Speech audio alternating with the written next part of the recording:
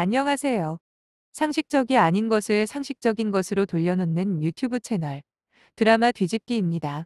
환영웅에 대한 언론의 보도에는 매우 폭력적인 요소가 있습니다. 기자들은 자신들이 사용하는 표현이나 단어에 폭력적인 요소가 매우 많다는 점을 이해했으면 좋겠습니다. 그렇다면 환영웅에 대한 언론 보도에는 어떤 언어 폭력이 포함되었을까요? 학폭이라는 단어를 남발하거나 팬들을 모욕적인 단어로 묘사하는 것은 언어 폭력이 아닐까요? 어떤 언론은 황영웅을 전과자, 범죄자라고 묘사했던데요. 드라마 뒤집기는 이러한 언어 폭력에 단호히 반대하는 입장입니다. 먼저 언어 폭력이란 무엇인지 알아야겠지요. 신문이나 방송에서 황영웅에 대해 대놓고 시자를 쓰거나 18비라는 상소리를 하지는 않을 것입니다.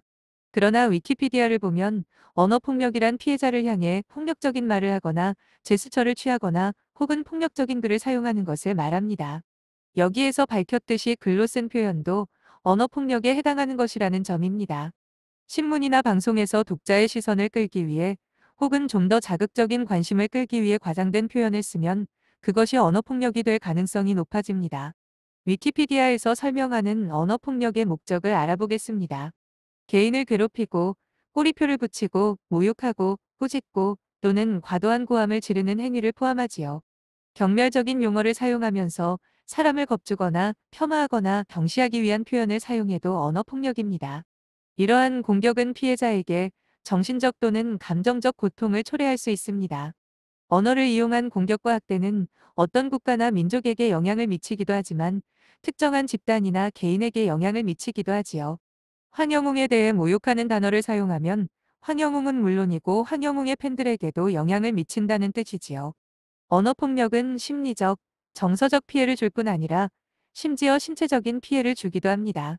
너무 심한 말을 들으면 가슴이 아프거나 속이 상해서 배가 아프기도 하지 않습니까? 언어폭력은 사람으로 하여금 자신을 나쁜 사람이라고 생각하게 만들지요. 죄책감이 들게 한다는 뜻입니다. 우울하게 만들고 불안과 두려움을 불러오면서 성격장애를 유발하며 건강에 나쁜 영향을 미치거나 공격성을 드러나게 하지요. 황영웅에 대한 언어폭력은 황영웅이 싸움을 벌여 50만 원의 벌금을 받은 사실을 끊임없이 되풀이하는 신문기사가 대표적이라고 하겠습니다. 팬들이 시위를 하는 기사를 쓰면서도 학폭을 한 당사자를 왜 변호하느냐는 투로 기사를 쓰는데요. 왜 그러는지 모르겠네요. 시위를 한 사실만 보도하면 됐지 왜 거기다가 학폭 이야기를 끼워 넣어야 하나요? 황영웅 학폭의 등식을 성립시키면서 되풀이해서 꼬리표를 다는 것은 위키피디아의 설명을 들면 대표적인 언어폭력입니다. IMBC의 경우 더욱 더 심한 표현을 사용해서 보도했더라고요. 황영웅은 상해 전과자다라고 보도했지요. 그런데 상해 전과자의 근거는 황영웅이 22세였던 2016년 검찰의 약식 기소에 의한 벌금 50만 원 처분을 받았다는 점을 들었습니다.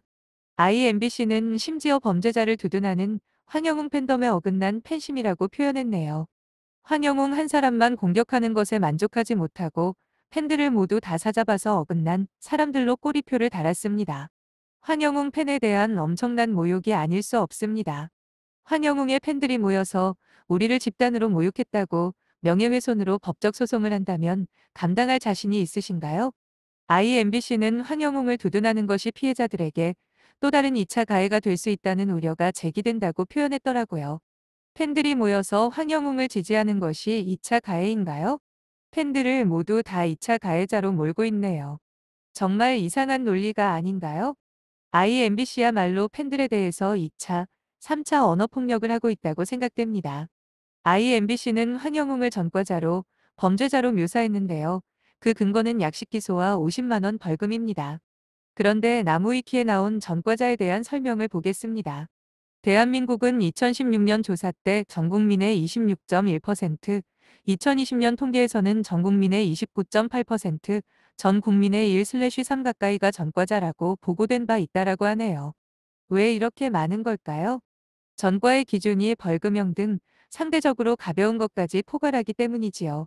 그러나 일반적으로 벌금 50만 원 정도의 처벌을 받은 사람에 대해서 전과자라는 표현은 잘 쓰지 않을걸요. 실형을 살았다고 하면 대체로 구치소나 교도소를 다녀온 사람에게 쓰는 단어가 아닌가요? 어디까지 처벌을 받은 사람을 실형이라고 하는지 조금 애매하기는 하지요.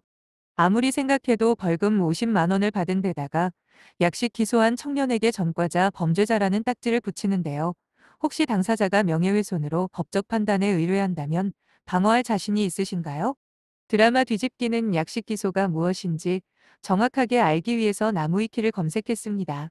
약식 기소는 검찰에서 용의자가 저지른 범죄가 징역 또는 금고보다는 벌금에 해당한다고 판단하였을 경우에 법원에 약식 명령을 하여 달라고 청구하는 것을 말합니다. 약식 기소는 판결에 따라 벌금형 이상이라면 전과 기록에 등록됩니다. 전과 기록에는 남지만 벌금형은 형의 실효 등에 관한 법률에 따라 실효되어 선고일 기준으로 2년 후엔 형이 실효되어 범죄 경력 조회에는 해당 사항 없음으로 나온다고 하네요. 다시 말해서 황영웅이 스스로 밝히지 않았다면 범죄 경력을 조회해도 해당 사항 없음으로 나온다는 뜻이겠지요.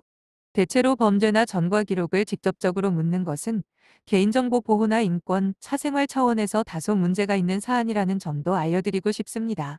드라마 뒤집기는 이 때문에 황영웅에 대한 대부분의 언론 보도가 언어폭력에 해당한다고 생각합니다. 저는 황영웅 같이 필요 이상으로 언어폭력을 당하는 피해자들이 더 이상 많이 나오지 않도록 하기 위해서라도 유명인에 대한 언론 보도에 어떤 지침이 마련되어야 한다고 생각합니다. 뒤집기 시청자들의 생각은 어떠신가요?